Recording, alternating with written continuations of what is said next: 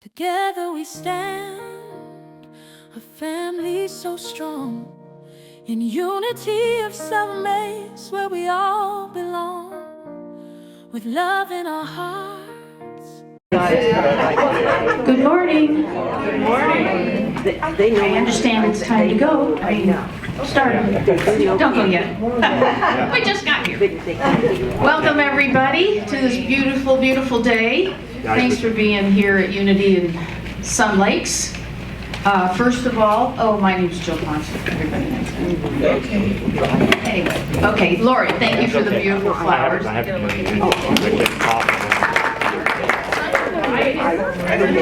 Such a nice variety. Thank you, Lori. Appreciate that. Hey, do we have any new guests today? You're new? No, Barbara? I knew she was. Talk about this. You are not new. That doesn't work. Okay, would you like to stand and tell us your name and how you got here and what your credit card number is? If you're planning to stay and buy us lunch. Not you, Barbara. A nice lady in the back. I had a mitt in my mouth, so. Okay. Now that you're all fresh. Hi, I'm Penny Holland. This is my first day here. And I came in and I actually knew Julie. I've known Julie for years. So That's very nice. See? How things I'm happen glad to be here. in divine order. There you go. Well, it's Penny. Yeah. Okay, welcome. I hope you can come back and enjoy the service today. It's going to be a good one. Hi, nice to meet you. So what we want to do, and anybody online who's new, we'd like to say our welcome to you. Ready? We love you, we bless you, and we welcome you. Oh, that's right. Thank you. All right, we're going to start off with the beautiful and talented Jennifer Sheets, and then it'll be followed by opening prayer by Judy Adams, and then Barb Castro will do the daily word. Thank you.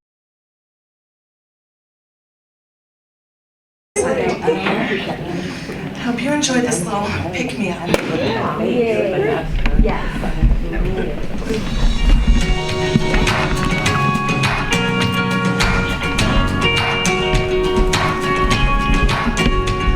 When you hear a voice no one else can hear, but it's here and loud, ringing in your ear, and you finally know what it's time to do.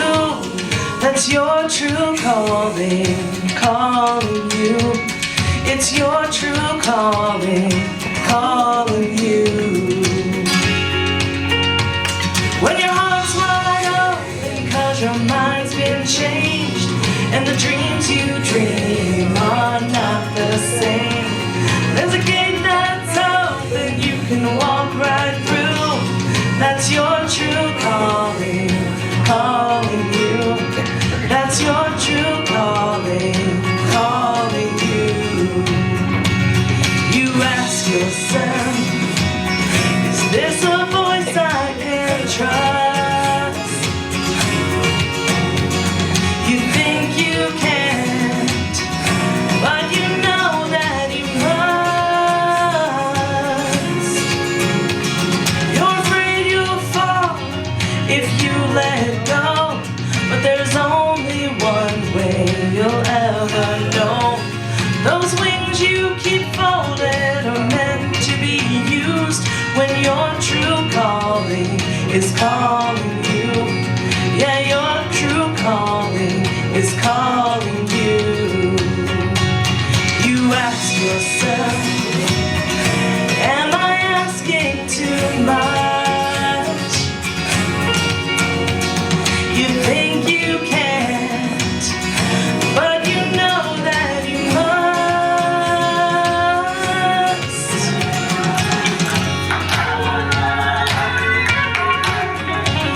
When your heart's wide open 'cause your mind's been changed,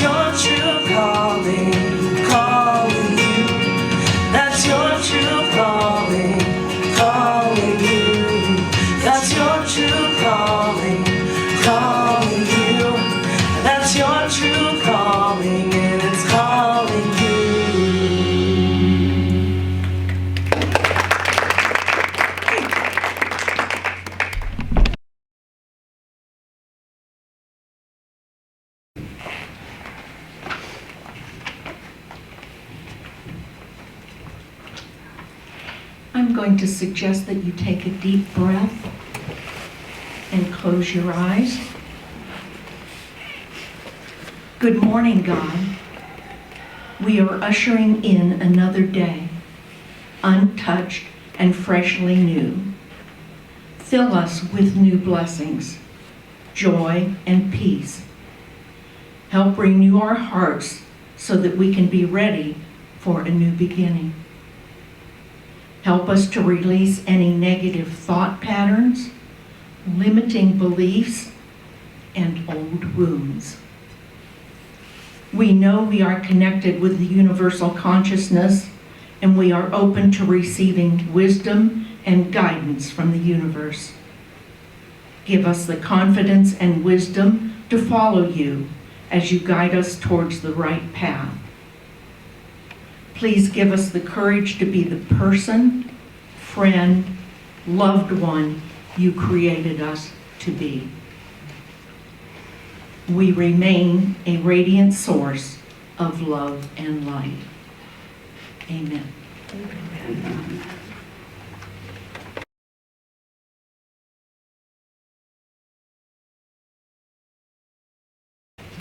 Good morning. Good morning. God, they don't have the large type. So cute. This morning's daily word is cherish. I cherish opportunities to share the love of God. It isn't the price of something that determines its value. It is how much it is cherished.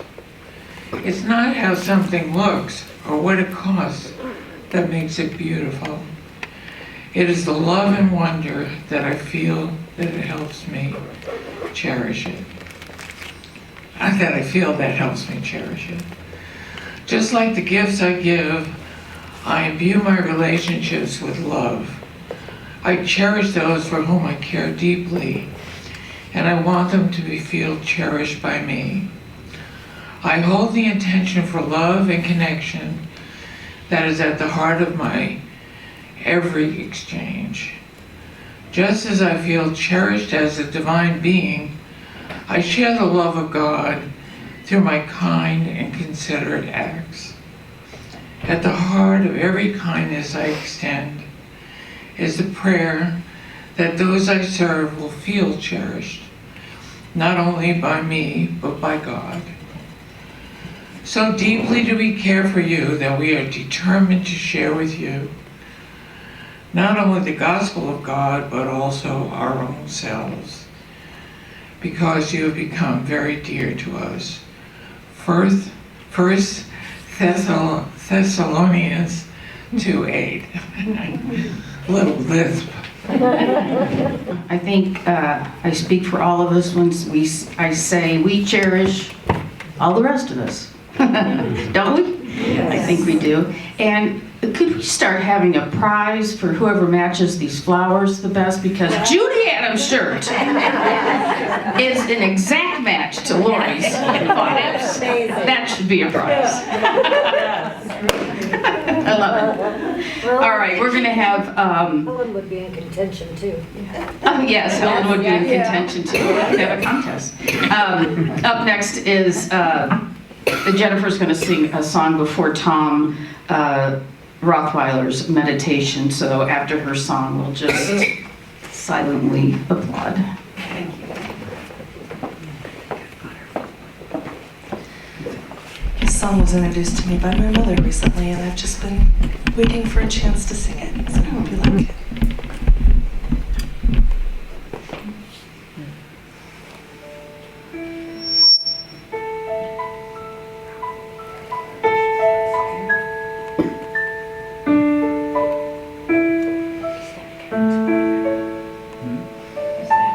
I dreamed of rain and the rains came, soft and easy, sweet and clear. I dreamed of rain and the rains came, and peace spread over the land. I dreamed of summer and the winds changed, and the green was easy and the river ran clear.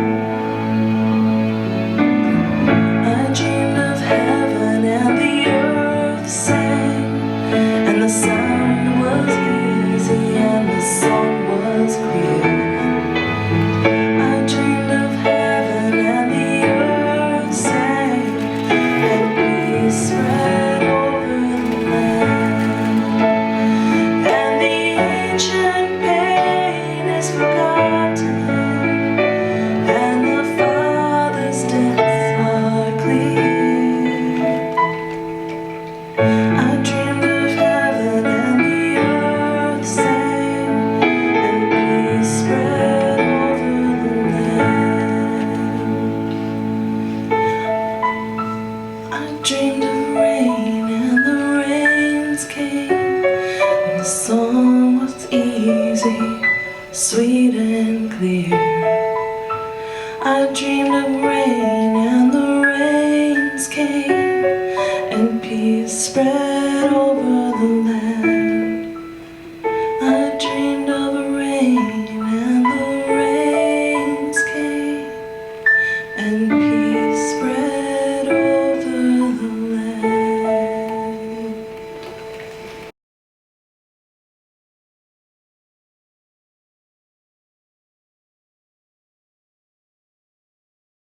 In the summertime, when the living was easy, the old Ella Fitzgerald song.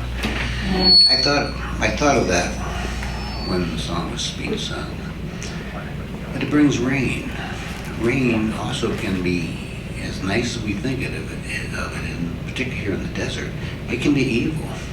We perceive it as evil when it overflows the banks of the river, floods out houses, causes destruction. Two-edged sword. Now, close your eyes and take a deep breath.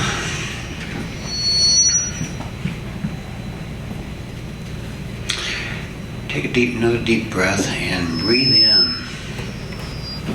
the freedom that you hear, the freedom that you experience, and you know that it is good. Take one more deep breath and release any negativity that you may be harboring, that may be on your mind, that was something that occurred recently in your life. Take a deep breath and release that negativity. Think of the rain again. It could be divine, God's plan for us. Yes, it may get out of hand, but what good will come of it? Look back in your life and see. Remember what things happened to you that you perceived as evil at the time, but ultimately resulted in something good. After all, it is darkness that helps us see the light. Darkness can never put out light. Light puts out darkness. See the subtle ways that negativity and evil can creep into our lives. Surround yourself with good thoughts. Cultivate your inner garden and weed out those thoughts that could lead to thinking about negativity, thinking about the evil in the world. There is no shortage of evil in the world. We see it on the television set. It happens in our lives now and then. But know that the world is basically good.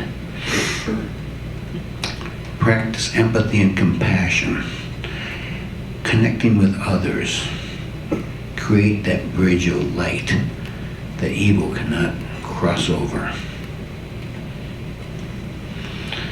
Seek out those experiences that are good, that enrich your life. There's no end to things that we can do. Some of them are good. We can say that they're good. Some of them are evil, that we can say they're evil. But concentrate on those things that are good and that enrich your life. If something is evil, think, how does it enrich your life?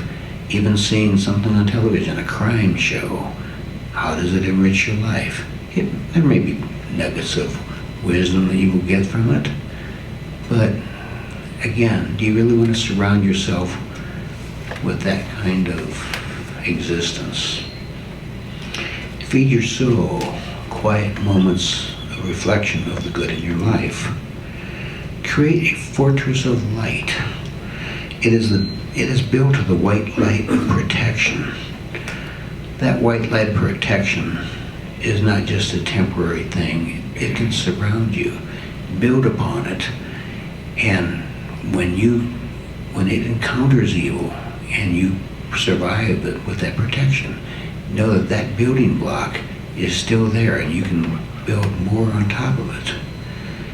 Become a beacon of light for hope. Let that beacon of light motivate you into fighting evil, especially injustices. Take a moment now, just reflect on some of the words that I said. take a deep breath, breathe in the goodness of the oxygen that God has created that sustains life, that does not harbor evil. Take another deep breath and open your eyes. When you're ready, come back into this room, into this place of being.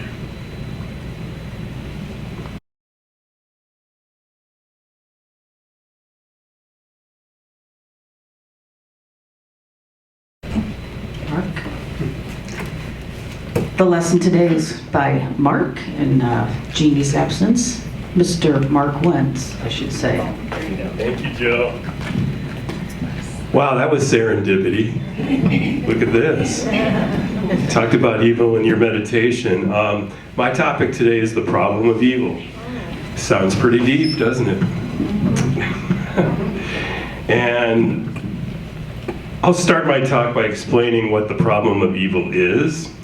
Then I'll address the problem from various philosophical and theological traditions.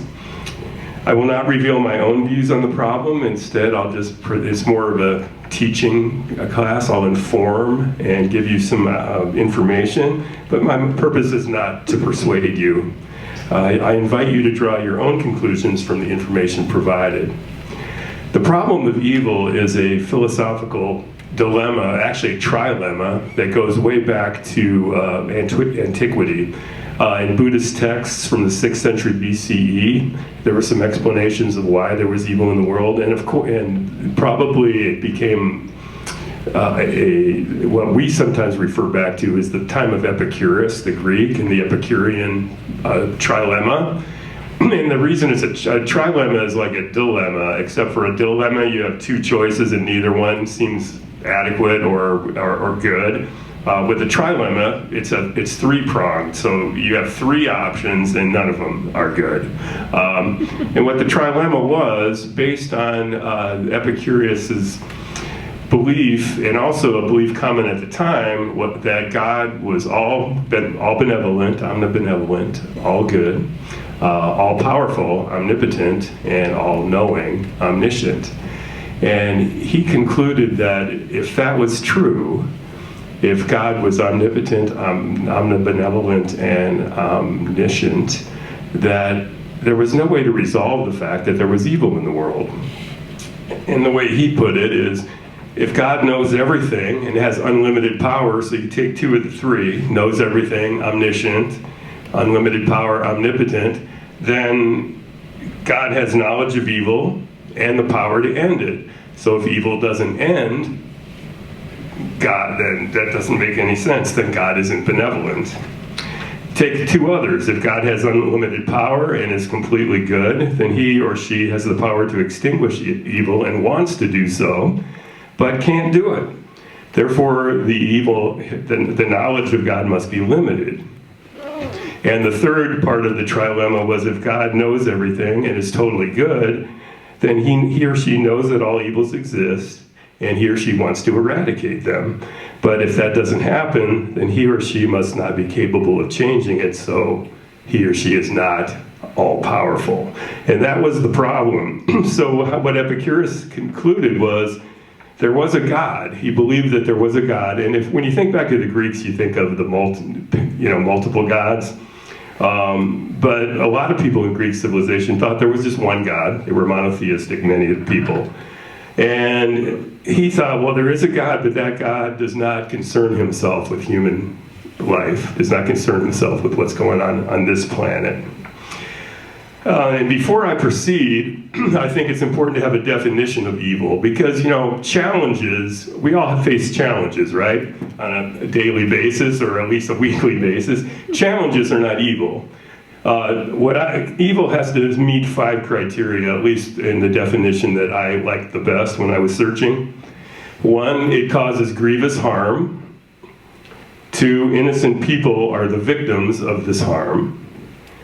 3, the evil act is deliberate or consciously intended. Number 4, the evil act is malevolently motivated. There's bad reasons for why it happened, and the evil act is morally unjustifiable. So with those kind of things, you can't say that a tsunami that kills 1,000 people is evil, because that's a natural phenomenon. You can't say that a tornado that kills somebody is evil, but what you can say is that human behavior is evil. Now, can you transpose that onto nature itself? Because let's face it, nature isn't always kind. Like Tennyson said, nature is red in tooth and claw. You know, even the praying mantis, when it, after it copulates, the female bites the head off the male. It's not a really great ending for him, is it? But I'm not even going to go down the nature path, because there is a whole school of thought on animal cruelty and on cruelty and evil perpetrated on other species, but we're going to just stick with mankind for purposes of my talk. Okay, now, you know, if those are the 5 definitions of evil, let's look at someone like Viktor Frankl. I don't know if you know who that is. Yeah. And he spent several years in Auschwitz, and he not only witnessed, but suffered heinous acts of cruelty and violence against him and other people, other Jews. And, you know, he struggled with the question, how can this happen? How can a benevolent God let this happen? And what he says in his book, Man's Search for Meaning, is what got him through was his love for his wife. In that, excuse me, that gave him a reason to live. And then when he got through it, he decided, you know, I had a choice. I could either succumb to despair, or I could decide that I'm going to face this with the thought that I have no control over this, but I can control my own response to it. And my own response needs to be hopeful, and to remember the love in my life, and to remember the good things in my life. And after he got out of Auschwitz, he wrote books, and he invented a form of therapy called logotherapy, and he became a very influential psychologist and theologian. So that's how he dealt with unspeakable evil. But I know that there are some of you out here that probably don't even believe in evil, because that is the Christian Science and the unity tradition, that evil is illusory, that if there is evil in your life, your own thoughts caused it. That there actually is no evil, it's all just an illusion. You know, and I'm not here to persuade you one way or the other, but boy, I bet for Viktor Frankl that wasn't a very adequate definition. You know, he didn't think, you know, it wasn't his thoughts that led to his being put into Auschwitz. How about a 2-year-old who is suffering from an unspeakable disease that is killing the 2-year-old? You think it's the thoughts of the 2-year-old that are causing that? I don't think so. But the whole tradition of let's looking at evil, how can we explain the persistence or the presence of evil? So there's a long list of, and I tried to boil it down to the most common of the arguments, and maybe the ones that would mean the most to you folks. And I'll try to briefly summarize some of these. Historically, any explanation that tries to explain why evil exists in the world is called a theodicy. And historically, there's a cruciform theodicy that remains the primary Christian response to the problem of evil. And according to this explanation, God is identified himself in the form of Jesus, and that Jesus' suffering identified himself with humanity. And his suffering caused a change in the underlying structure of existence. And that with that, and through the life and death of Jesus, with its immersion in human suffering, he transformed suffering itself. So for us, personal suffering becomes an aspect of Christ's transformative power of redemption in our world. And if we have personal suffering, we can identify with Jesus' suffering. And so this is a way for us to redeem ourselves and also to redeem others.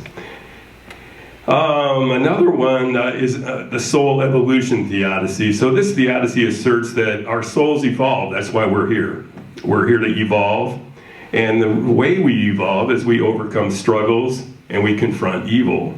And by using our free will to face challenges with a positive mind, our souls evolve and we grow. So the result of overcoming evil is growth and is necessary for our souls to evolve. That's another theodicy I ran into. There's also an afterlife theodicy, which is pretty Christian. Most of these initial ones are coming from a Western theological perspective. But the afterlife theodicy was first suggested by Thomas Aquinas. And the premise of this theodicy is that because the afterlife is unending and human life is short, God allows evil and suffering in order to judge and grant everlasting heaven or hell based on human moral actions and how you deal with your own suffering. You know, you have to believe in hell for this theodicy to make any sense, but Christian author Randy Alcorn argues that the joys of heaven will compensate for all the sufferings on earth.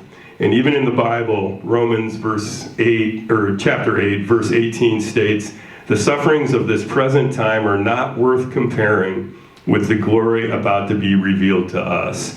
Thus we endure suffering because we know we will be rewarded in the afterlife."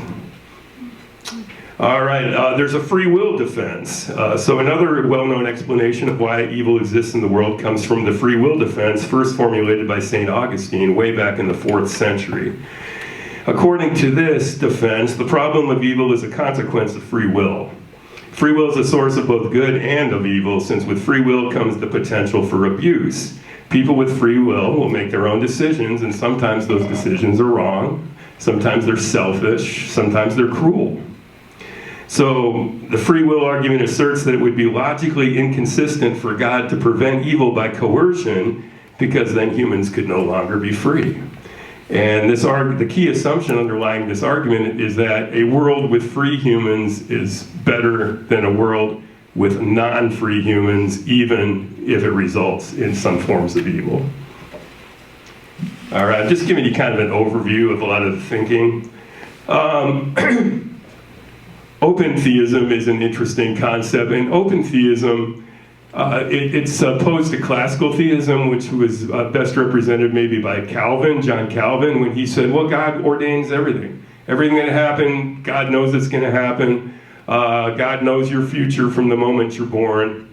And open theism argues that even though God is omniscient about settled reality, he leaves part of the future open, and he has no specific foreknowledge of this, and that's because God's decisions are ultimately influenced by how we react to our situations. So God's decisions are influenced by human attitudes and responses, and our free will gives us freedom to react. And open theists argue that saying that God governs human choices reduces angels or humans to robots in order to attain his objectives. And open theists say free will allows humans to have the freedom to make their own decisions, and that the decisions they make do affect the trajectory of not only their life, but life on the planet. And one thing that you said earlier in your meditation was you don't know the light if you don't know the light until you've also known the darkness. And that's kind of the evil is necessary theodicy.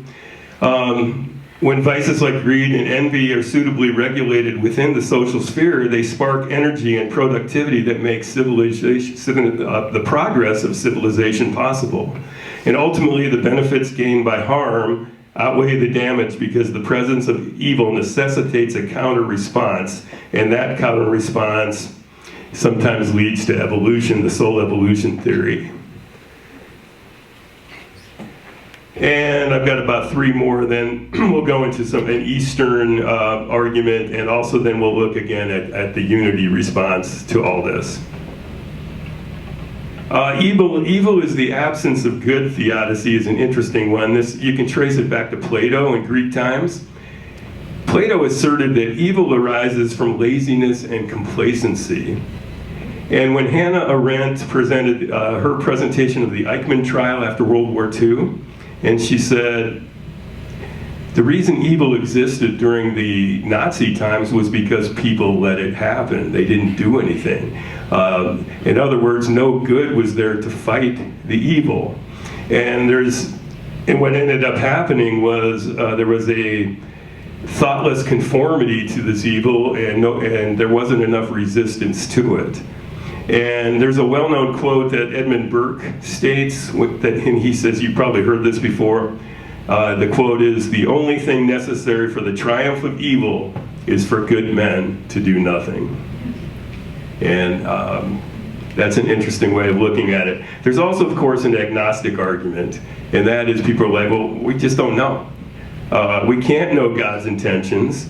Therefore, the problem of evil is unsolvable. We simply can't claim to know the answer to the why of evil. Why does it happen to us? And I'm sure everyone sitting here at one point in your life has said, why me? Why am I suffering this? Why am I going through this? You know, what have I done to deserve this fate, you know? Poor, poor, pitiful me. So we humans simply can't claim to know the answer. So we can only defend the logic of believing in a God. And just because evil exists doesn't mean there isn't a greater good that is going to come from it. And the last of the Western arguments is pandeism, which I found to be very interesting. Pandeism is the belief that God not only created the universe, but in the process became the universe. And that because of that, God could not intervene from above. As you know, remember when you were a kid, you thought God was this guy up in the sky, and you know, he was just, you know, deciding what was going to happen to you left and right. Pandeism says that God is inherent in everything, so this is very similar to unity philosophy. God is inherent everywhere and in everything, and therefore does not control your every action. He only gives you the potential to reach the divine. And I found that to be an interesting argument. It makes a lot of sense in the unity framework. Well, all of these are Western arguments. Let's flip over to the Eastern side. Let's go to India. And let's look at the karmic argument. So the karmic argument is based in Eastern philosophy and religion. Hinduism and other religions don't attempt to reconcile the nature of one all-powerful, all-seeing, all-benevolent God with the existence of evil. Rather, they focus on the path to spiritual liberation called moksha, one that grants bliss in the present life such that evil and suffering have no effect on the liberated person's state of inner peace and happiness. And attaining moksha also means an end to the cycle of rebirth. So, and then gods in Hinduism, gods such as Krishna or Shiva or Devi are believed by the Hindu to stand by as a form of spiritual support and liberation when one faces evil and suffers. And one part of the karmic argument also is that whatever's happening to you in this life is part of your karma. So every time you act, whether it be good or bad, that sends out energy or karma. And so that transmits to the next lifetime. So one's karma results from actions both in one's present life and past life, and that can be responsible for the suffering one encounters in this life. This is a Hindu belief. The best way to eradicate this evil is to do good deeds, live purely, and spread love and joy. And doing this creates good karma and eventually an end to the cycle of rebirth. So these are some of the major ways people have tried to explain why does evil exist, if you even believe it does. So how does unity respond to the problem of evil? Well, interestingly, I typed the problem of evil in the Unity website. I went to unity.org and I typed it in, and nothing came up. Oh, there is no evil, I guess.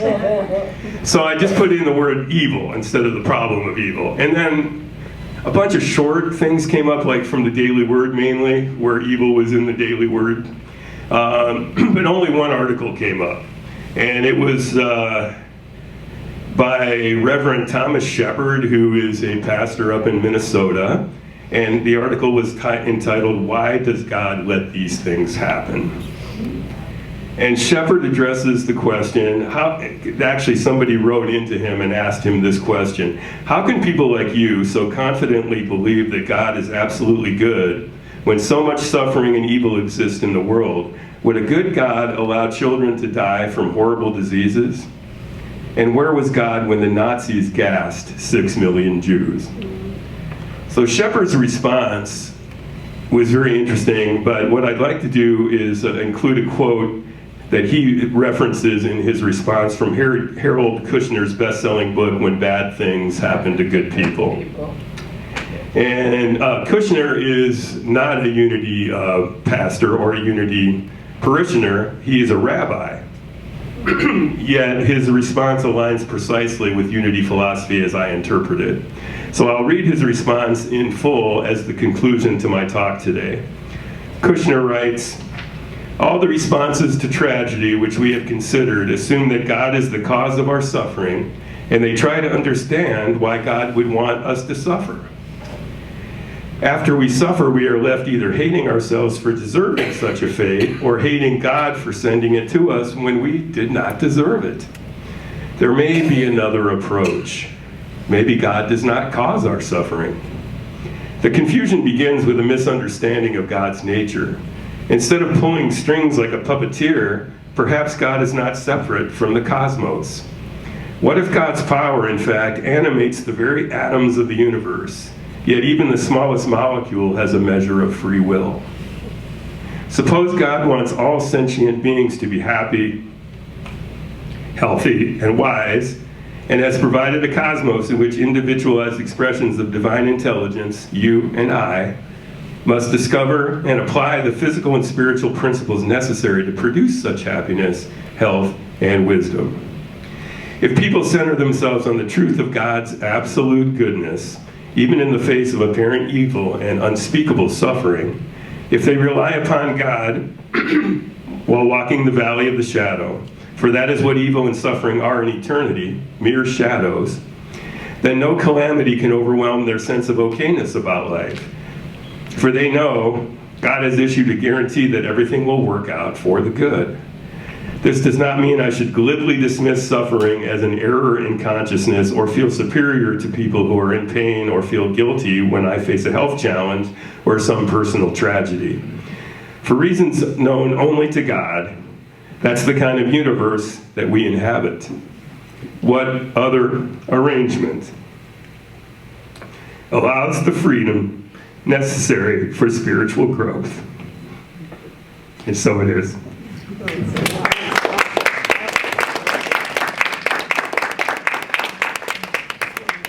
That's a long affirmation. Wow. Thank you, Mark. That was good. Very interesting things to think about, right? Personally, I believe that the universe is conspiring for my good. That's what I think. That's how I try to live my life. Okay, but we have an extensive affirmation. You notice? Okay, let's try this together. Okay. The omnipresence and omnipotence of God are all everywhere. This light of divine goodness fills all space, dispelling the darkness of hatred, dishonesty, disease, and destruction. There is no place where the light of infinite good cannot be seen and felt. We each can prove the powerlessness of evil in any form when we realize that God's government of all creation is supreme, absolute, and entirely good and harmonious.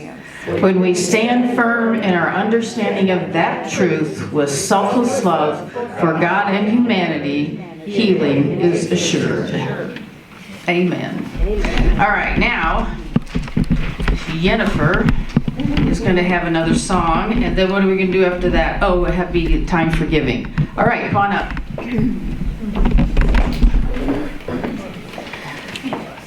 Last night as I was practicing this song, I kept feeling like there was a word I wanted to change, and I didn't change it, but I'm going to change it right now. whenever the screen says I'm going to say look up, I'm actually going to say look in. Okay.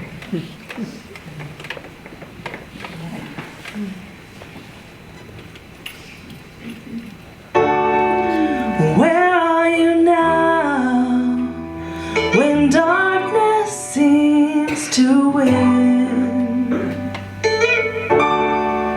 Where are you now when the world is crumbling? Oh, I hear you say, look in, child. Hey, look in, child. Hey.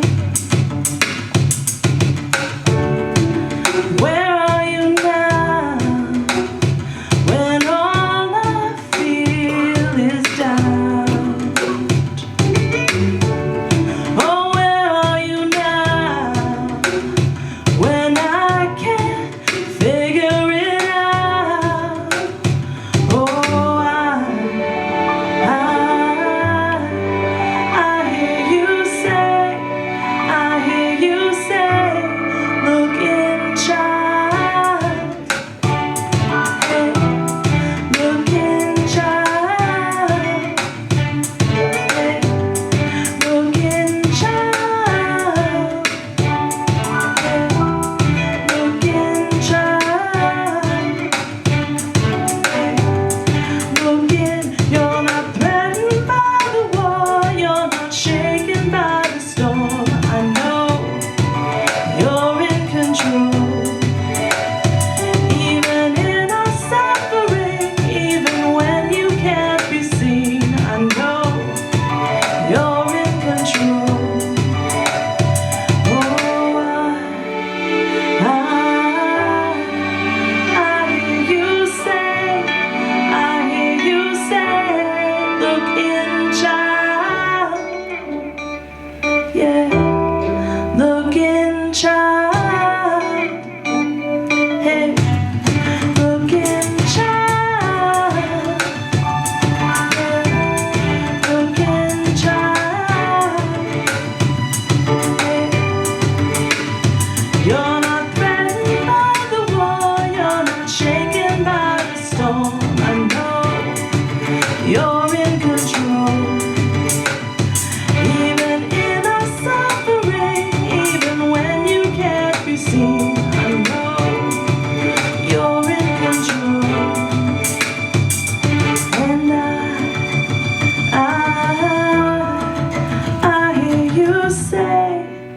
I hear you say, look in.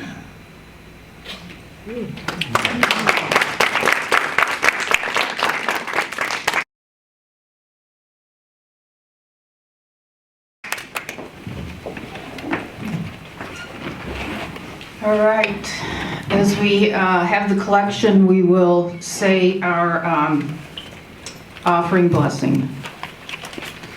Divine love, richly flowing through me, blesses and multiplies all that I am, all that I have, all that I give, and all that I receive. I am grateful for the blessings of this day. I am grateful for the blessings on the way. I'm so grateful. Me too. All right. You all know this one, but the words will be on the screen for you, so go ahead.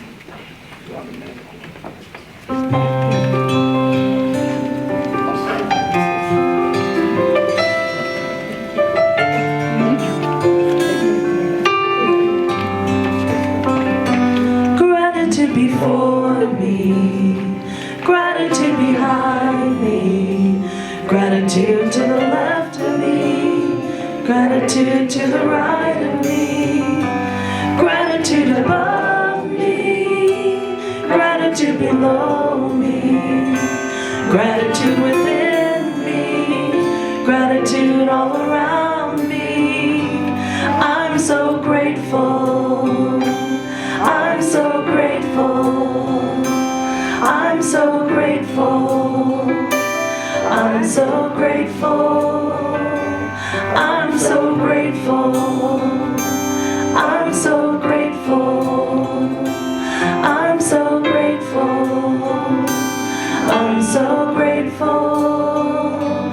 Gratitude before me, gratitude behind me, gratitude to the left of me, gratitude to the right of me, gratitude above me, gratitude below me, gratitude within me, gratitude all around me.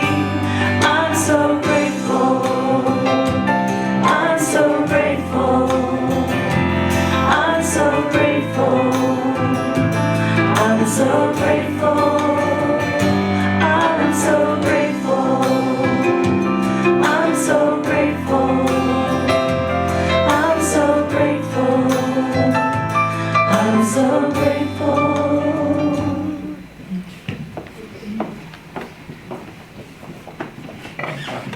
I'm so grateful. You're lucky I can't sing. Okay, so with the giving, we're going to say, we bless the giver and the receiver for these gifts. And don't forget to send in, pick up your summer envelopes on the table and send them in over the summer, as we will be only online in July and August. Okay? Got it? Got it. All right, announcements. Okay, watch me screw these up. All right, the transformation game. Okay. I got these late yesterday, or something happened, and wasn't time to really look at this. But this is Jeannie's event, I'll say, and it's going to be at her house in Ahwatukee. And there's for 4 players, so I guess 4 people can go. And so you call her or email her and sign up with it. So 4 players, mirrors your life path, deepen understanding of self, recognize contributions and abilities, and clarify personal issues, and so much more. I just want the so much more. I don't know, is that snacks? I like that. Anyway, I don't know if you've ever gone to a Jeannie's class, but they're always terrific. You always come away with something great out of it. So love, inspiration, support cards, and it looks like a great transformation game. So contact Jeannie. When does that start? Oh, Friday, May 30th already at 10 a.m. to noon. And it's at her house, right? This right here. Yeah, okay. All right, so there you go. Contact Jeannie. The confident communicator and the power of presence. Oh, yes. Okay, I did this last year. This is coming up June 4th from 1:30 to 3:30. I'm assuming it's in the mirror room, and there's a sign-up sheet for that in the back. So this is required if you want to, and it's a love offering. Oh, sure, everything's a love offering since she's retired. Okay, I get it. I get it. So, anyway, this is for if you want to be on platform or say the daily word or the daily prayer or things like that. There's some specific guidelines that she has, and we'll teach you that at this 2-hour session on June 4th. So, everybody can attend. I might attend again. It's a great, it's always fun to be with everybody outside the church too. So you'll learn a lot there too. And that's from Jeannie. The drum circle's coming up with Julia Norton. And that's Wednesday, May 21st, 1:30 to, we're all Julias here, 1:30 to 3 in the mirror room.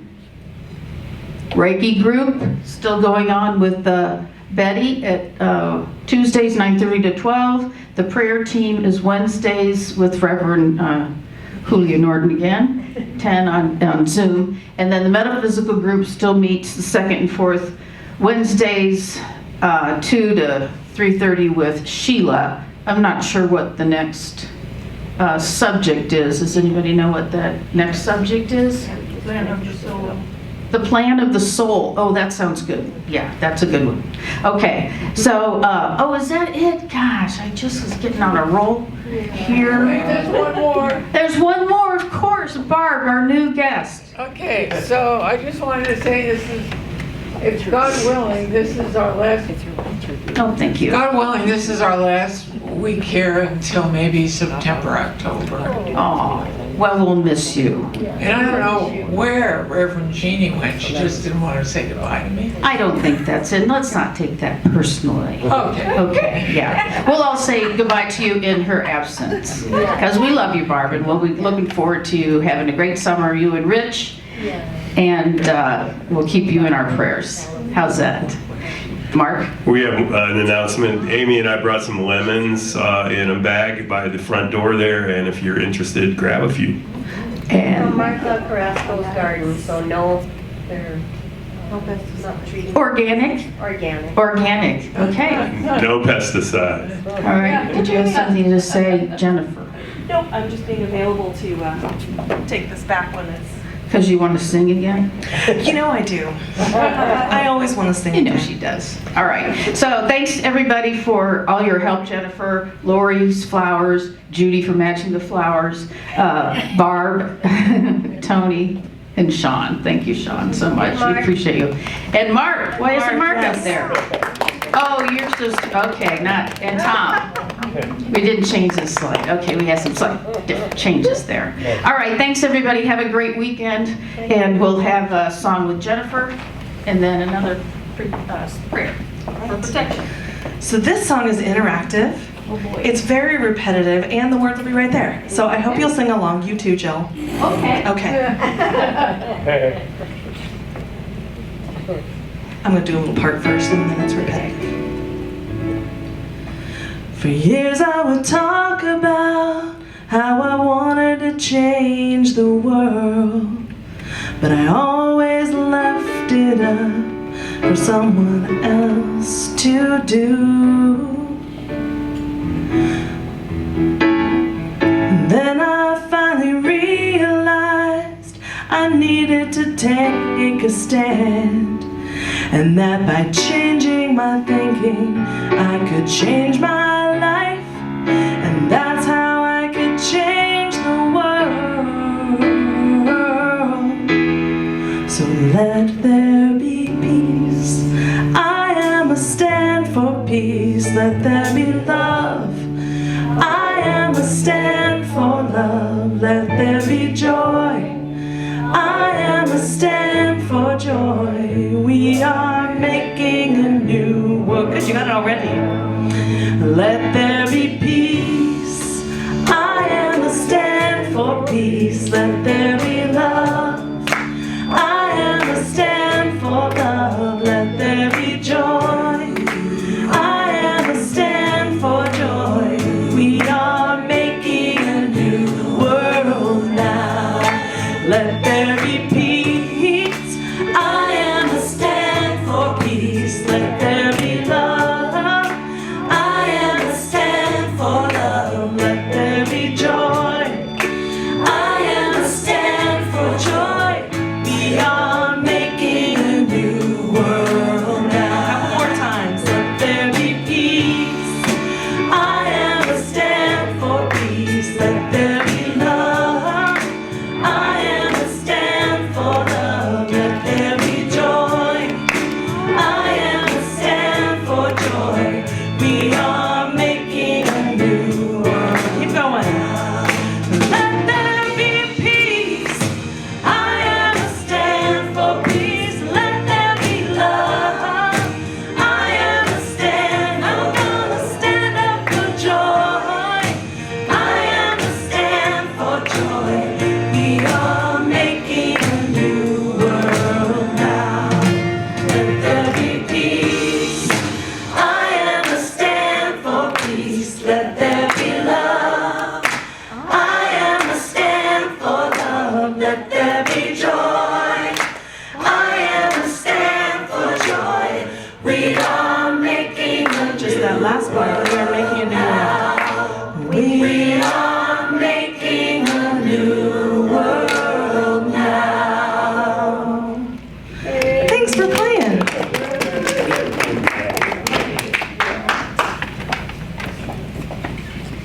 And now the prayer for protection.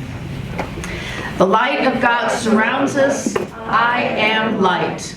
The love of God enfolds us. I am love. The power of God protects us. I am power. And the presence of God watches over us. I am presence. Wherever we are, God is, because you are and I am the I am. And so it is. Amen. Just know everything is in divine order. Have a great weekend. With faith as our guide, we reach for the skies. With voices united,